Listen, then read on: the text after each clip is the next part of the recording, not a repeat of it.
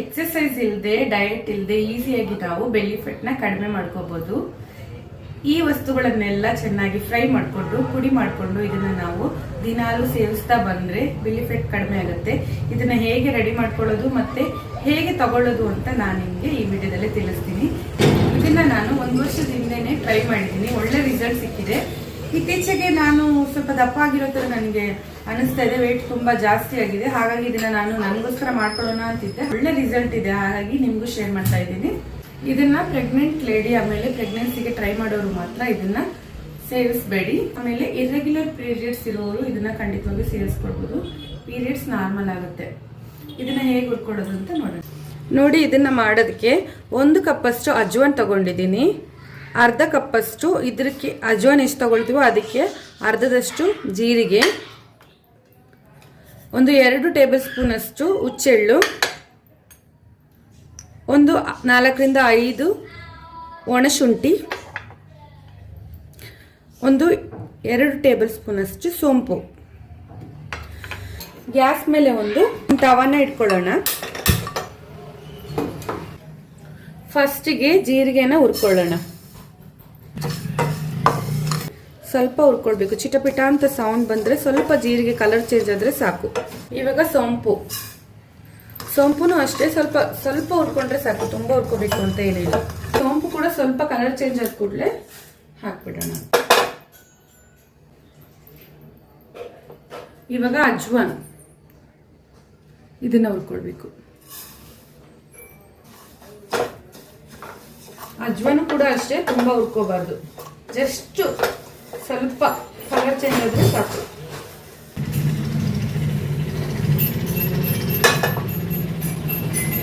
ಇವಾಗ ಹುಚ್ಚೆಳ್ಳು,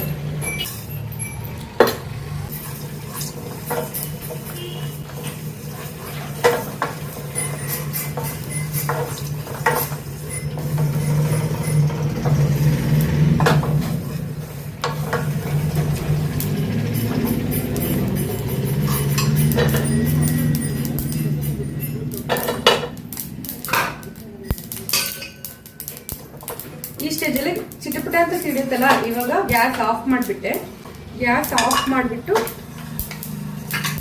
ಒಣಶುಂಠಿನ ಸೇರಿಸ್ಕೊಳ್ತಾ ಇದ್ದೀನಿ.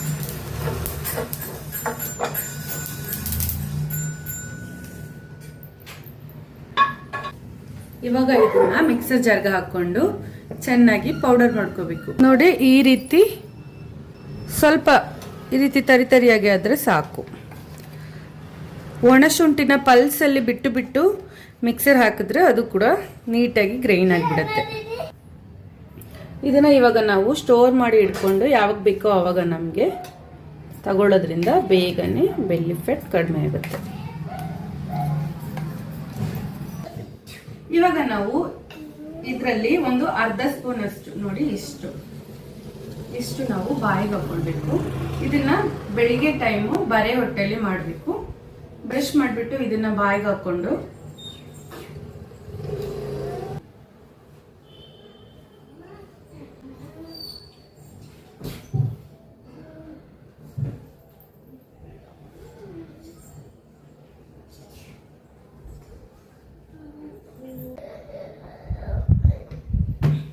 ಇದನ್ನ ಈ ರೀತಿ ಬಾಯಿಗೆ ಹಾಕೊಂಡು ಅರ್ಧ ಲೀಟರ್ ನೀರನ್ನ ನಾನು ತಗೊಳ್ತಾ ಇದ್ದೀನಿ. ನೀವು ಬೇಕಾಗಿದ್ರೆ 1 ಲೀಟರ್ ನೀರು ಕೂಡ ಒಂದೇ ಸಲ ಕುಡಿಬಹುದು. ಕುಡಿಯಕ್ಕಾಗಲ್ಲ, ನನಗೆ ಅರ್ಧ ಲೀಟರ್ ಸಾಕು. ನೀರನ್ನ ಚೆನ್ನಾಗಿ ಅಂತ ಅಗಿಬಿಟ್ಟು ಕುಡಿಬೇಕು. ಅರ್ಧ ಲೀಟರ್ ನೀರು ಕಂಪಲ್ಸರಿ ಕುಡಿಯಲೇಬೇಕು. ಇದು ತಿಂದಾದ್ಮೇಲೆ 20 ಮಿನಿಟ್ಸ್ ಬಿಟ್ಬಿಟ್ಟು ಟಿಫನ್ ತಿನ್ಬೇಕು.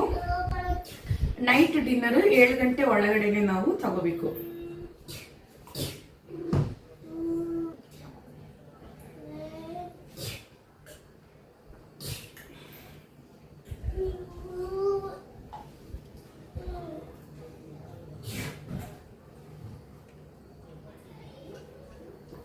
ನೋಡಿ, ಅರ್ಧ ಲೀಟರ್ ನೀರನ್ನ ನಾನು ಫುಲ್ ಆಗಿ ಕುಡಿದ್ಬಿಟ್ಟೆ. ಯಾಕಂದ್ರೆ ಇದು ಪೌಡರ್ ಸ್ವಲ್ಪ ಹೀಟ್ ಆಗುತ್ತೆ, ಹಾಗಾಗಿ ನೀರು ಜಾಸ್ತಿ ತಗೊಳ್ಬೇಕು, ಅವಾಗ ಹೀಟ್ ಆಗಲ್ಲ. ಒಣಶುಂಠಿ ಎಲ್ಲ ಹಾಕಿದೀವಲ್ವಾ, ಸ್ವಲ್ಪ ಹೀಟ್ ಆಗುತ್ತೆ. ಬೇಕಾದ್ರೆ ಅರ್ಧ ಲೀಟರ್ ನೀರು ಕುಡಿದ್ಬಿಟ್ಟು 1 ಅವರ್ ಬಿಟ್ಬಿಟ್ಟು ಇನ್ನೊಂದು ಅರ್ಧ ಲೀಟರ್ ನೀರು ಕೂಡ ಕುಡ್ಕೊಳ್ಬಹುದು. ಆದ್ರೆ ತುಂಬಾ ಒಳ್ಳೆ ರಿಸಲ್ಟ್ ಕೊಡುತ್ತೆ.